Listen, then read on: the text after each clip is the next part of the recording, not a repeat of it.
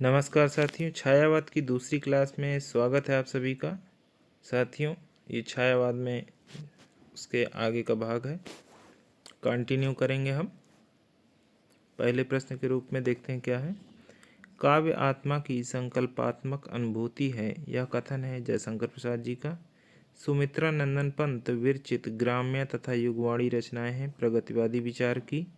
वियोगी होगा पहला कवि, आह से उपजा होगा गान के रचनाकार हैं सुमित्रा नंदन पंत।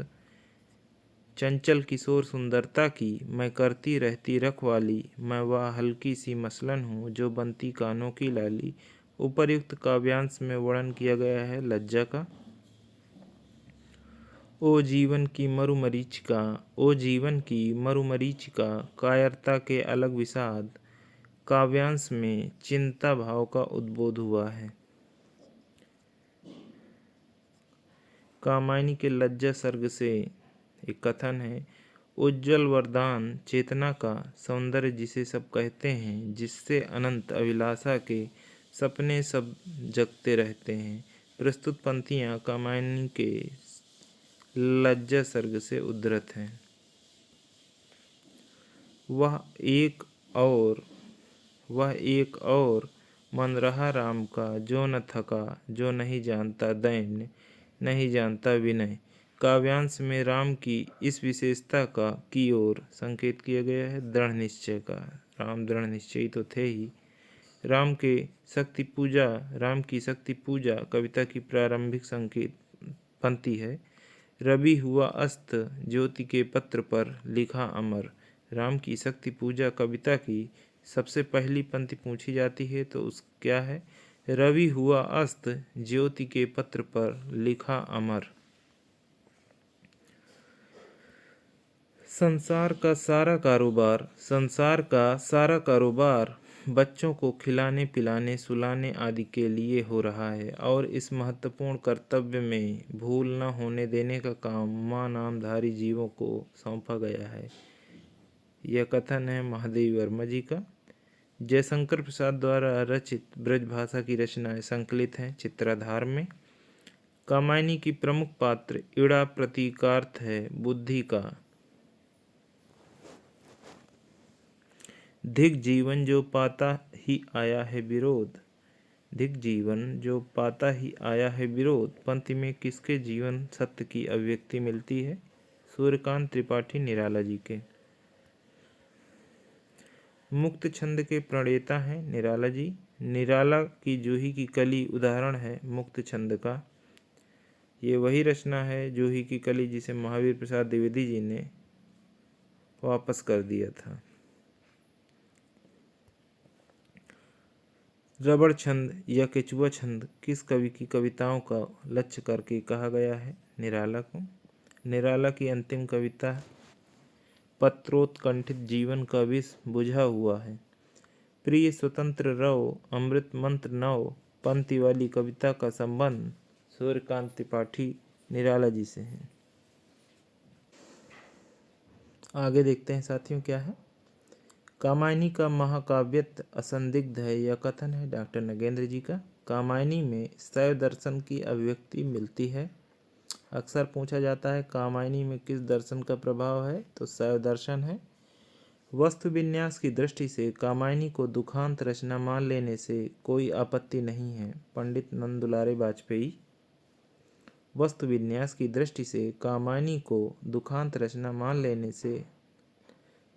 लेने में होना चाहिए, यहाँ पे मान लेने में कोई आपत्ति नहीं। यह कथन है पंडित नंद दुलारे वाजपेयी जी का। निराला दार्शनिक कवि हैं, यह कथन है रामविलास शर्मा जी का।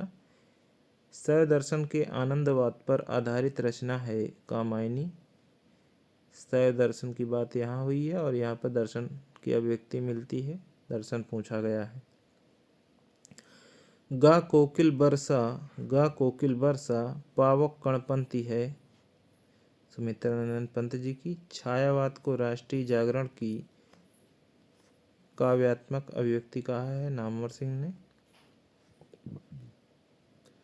हालावाद के प्रतिष्ठित कवि हैं हरिवंश राय बच्चन जी। कुकुरमित्ता नए पत्ते तथा तुलसीदास कृतियां हैं निराला जी की। प्रवासी के गीत के रचनाकार हैं नरेंद्र शर्मा।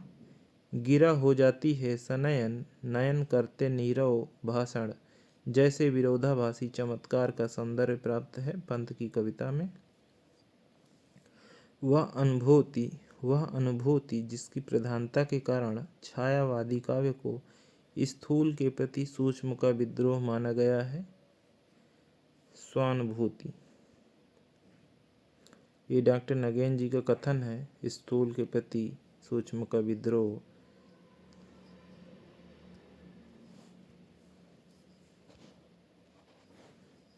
अक्सर पूछा भी जाता है कि छायावाद स्थूल के प्रति सूक्ष्म का विद्रोह है, तो यहाँ पे नगेन जी का कथन है। छायावादी काव्य के प्रमुख 4 स्तंभ माना जाता है प्रसाद, पंत, निराला, महादेवी को। वह समीक्षक जिसने कहा कि छायावादी काव्य में भारतीय परंपरा के जीवन तत्वों का समावेश हुआ है, तो वह नगेंद्र जी हैं। वह कवि जिसके समग्र काव्य में छायावाद, रहस्यवाद, प्रगतिवाद, प्रयोगवाद और नई कविता की विशेषताएं एक साथ मिलती हैं, निराला जी हैं। पंत की ताज कविता प्रगतिवादी भावधारा का प्रतिनिधित्व करती है। भारतीय इतिहास के जल प्लावन की घटना का उल्लेख मिलता है शतपथ ब्राह्मण के 8वें अध्याय में। भारतीय इतिहास के जल प्लावन की घटना का उल्लेख कहाँ मिलता है? शतपथ ब्राह्मण के 8वें अध्याय में मिलता है। निराला की रचनाओं में से वह रचना जिसको हिंदी का शोक गीत कहा जाता है, सरोज स्मृति 1935 में आई थी।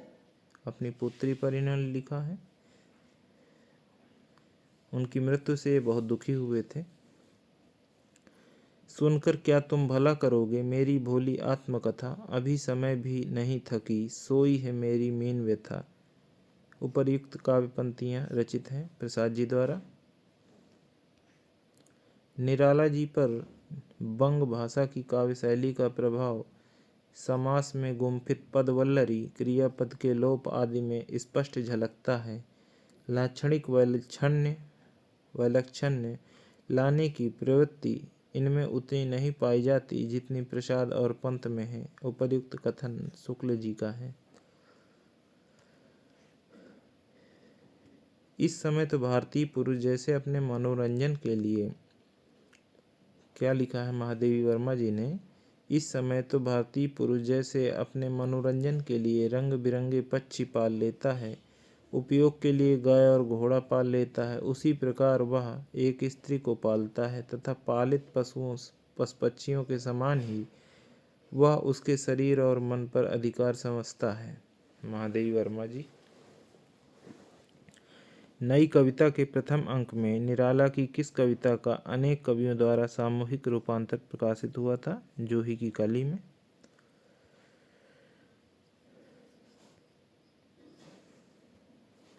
दोनों का हठ था पुनर्निर्वार, दोनों ही थे विश्वासहीन। कामायनी की उपर्युक्त पंक्ति से आशय है देव और दानव दोनों हठी और विश्वासहीन थे। दोस्तों, वीडियो कृपया लाइक कर चैनल को सब्सक्राइब अवश्य कर लें और सपोर्ट करें। साथियों, अभी नया चैनल है जिस पे आप सभी लोगों के सहयोग की बहुत ही आवश्यकता है।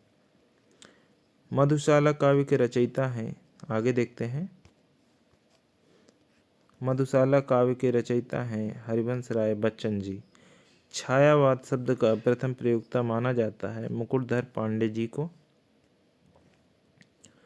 सबका निचोड़ लेकर तुम सुख से सूखे जीवन में, बरसों प्रभात हिमकंद सा आंसू इस विश्व सदन में। प्रस्तुत पंक्तियां हैं प्रसाद जी की। हिंदी काव्य में जो छायावाद युग है, वही हिंदी उपन्यास एवं कहानियों के संदर्भ में प्रेमचंद युग है।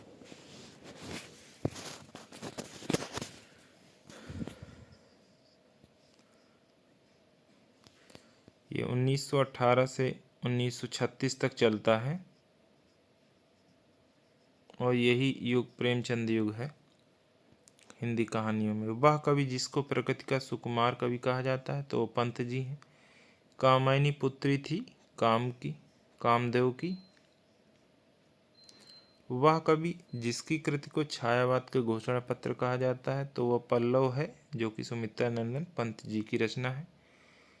कामायनी को छायावाद का उपनिषद कहा है शांतिप्रिय द्विवेदी जी ने। नारी तुम केवल श्रद्धा हो पंक्ति है कामायनी की। धिक जीवन जो पाता ही आया है विरोध, वही पंक्तियां बार बार आ रही हैं। ये निराला जी की पंक्ति है, कई बार आ चुकी है अभी तक। हिंदी में मुक्त काव्य कवित्व छंद की बुनियाद पर हिंदी में मुक्त काव्य कवित्व छंद की बुनियादी पर सफल हो सकता है, यह कथन है निराला जी का। स्नेह निर्झर बह गया है रेत ज्योतन रह गया है उपर्युक्त गीत है सूर्यकांत त्रिपाठी निराला जी का। सुमित्रा नंदन पंत की सुप्रसिद्ध कविता परिवर्तन उनके किस काव्य संकलन में सर्वप्रथम प्रकाशित हुई थी? पल्लव में। निराला की कविता राम की शक्ति पूजा पर सर्वाधिक प्रभाव है कृतिवास रामायण का। कामायनी की श्रद्धा प्रतीक है हृदय का। तेरा वैभव देखूं या जीवन का क्रंदन देखूं, यह पंक्ति है महादेवी जी की। इस करुणा कलित हृदय में अब विकल रागिनी बसती है, क्यों हाहाकार सरों में वेदना असीम गरजती है। इन पंक्तियों के रचनाकार हैं प्रसाद जी। वह कवि जिसके लिए हिंदी साहित्य में महाप्राण प्रयुक्त होता है तो सिर्फ निराला जी ही हैं। मिलन का मत नाम लो मैं विरह में चिर हूँ, यह पंक्ति है महादेवी वर्मा जी की। वह कवि जिसकी रचनाओं में छायावाद का पूर्वाभास प्रकट हुआ मुकुटधर पांडे में। चित्रात्मक भाषा एवं लाक्षणिक पदावली किस युग की कविता की विशेषता है? छायावाद की है। आधुनिक काल की वह काव्यधारा जिसमें रहस्यवाद की भावना पाई जाती है, छायावाद में। हृदय का मधुभार काव्य रचना है शुक्ल जी की। पंचवटी प्रसंग काव्य के रचयिता हैं निराला जी। आकाश गंगा काव्य संग्रह है रामकुमार वर्मा जी की। सप्तपर्णा कृति है महादेवी वर्मा जी की। जयशंकर प्रसाद की वह कृति जिसको पहले ब्रज भाषा में तथा बाद में खड़ी बोली में रूपांतरित कर दिया गया, प्रेम पथिक।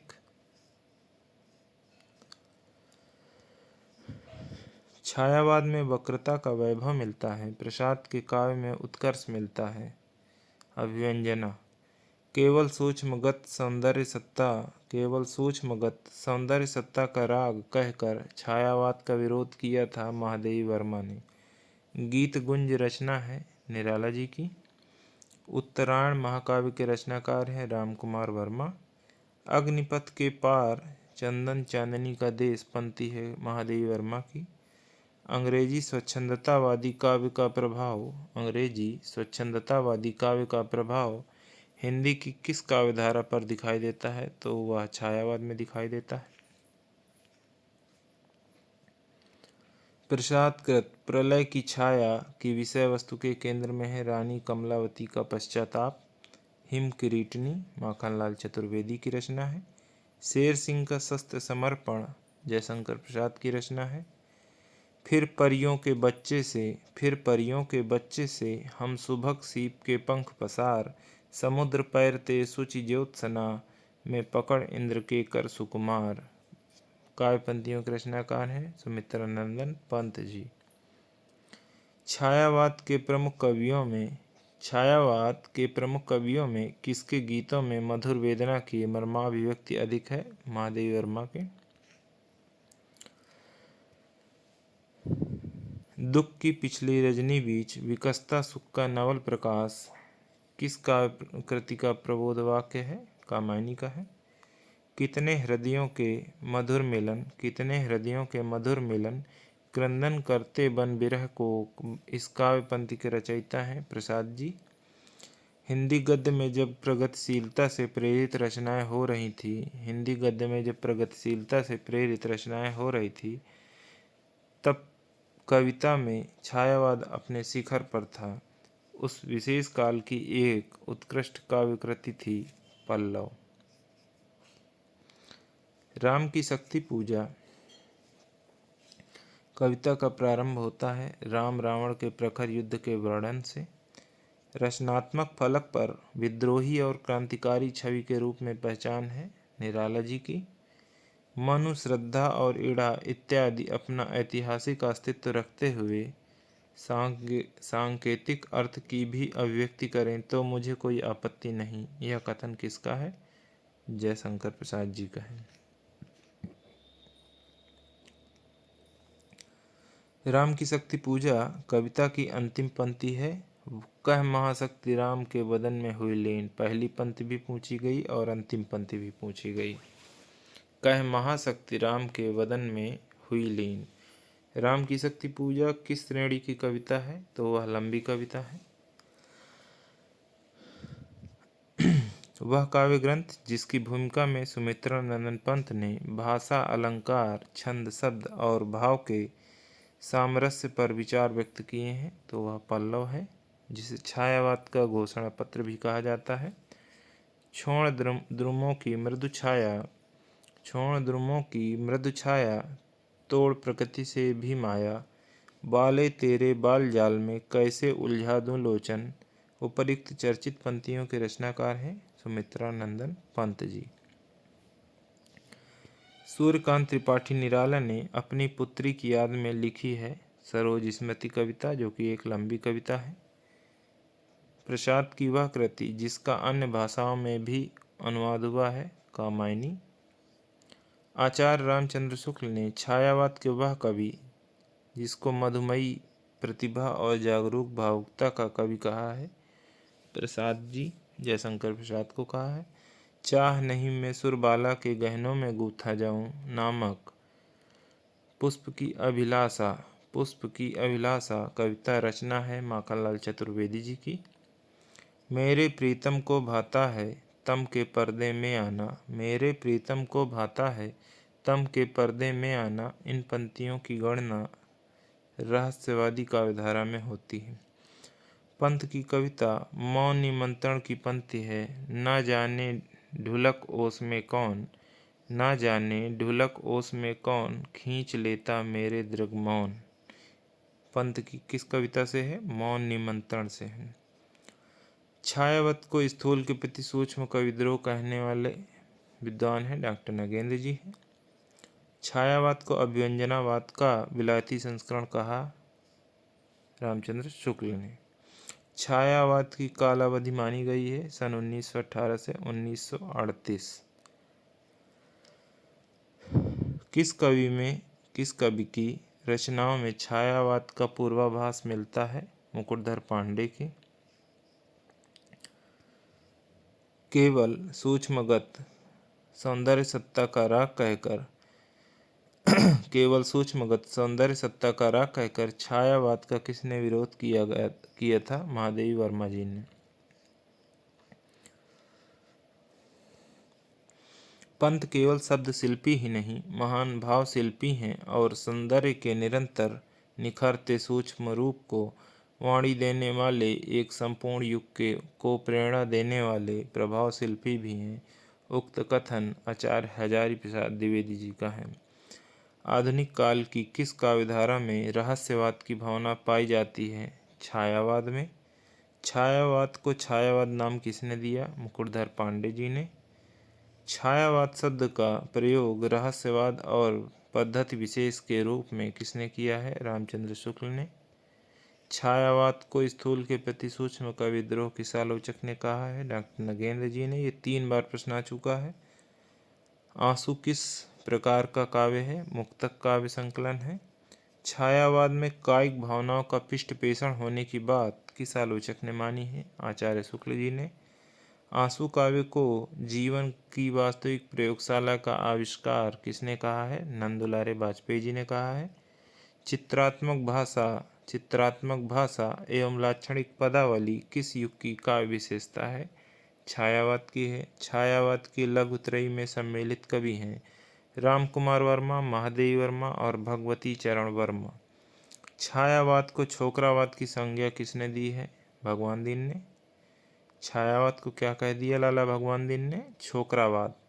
झरना को छायावाद की प्रयोगशाला का प्रथम आविष्कार किसने कहा है? नंदुलारे वाजपेयी ने। ले चल मुझे भुलावा देकर मेरे नाविक धीरे धीरे पंक्ति के आधार पर किस कवि को पलायनवादी घोषित किया गया है? जयशंकर प्रसाद जी को। छायावाद को शक्ति काव्य के रूप में किसने परिभाषित किया है? रामस्वरूप चतुर्वेदी जी ने। हिंदी की पहली छायावादी कविता मानी जाती है? प्रथम प्रभात में छपी थी, झरना। आंसू काव्य को अतिशय भावुकता, कचाई, कैशोर प्रयोग तथा यूटोपिया लक्षित काव्य किसने कहा है? डॉक्टर बच्चन सिंह ने कहा है। कामायनी लिखने में जयशंकर प्रसाद को कुल कितना समय लगा था? 7 वर्ष का समय लगा। छायावाद को विकसित मोती की सी तरलता किसने कहा है? जयशंकर प्रसाद जी ने कहा है। आज के लिए साथियों इतना ही। कृपया वीडियो को लाइक कर चैनल को सब्सक्राइब अवश्य कर लें और दोस्तों के साथ अवश्य शेयर करें ताकि हमारा मनोबल बढ़े और हम आपको और बेहतर कंटेंट देने का प्रयास करें। बहुत बहुत धन्यवाद साथियों।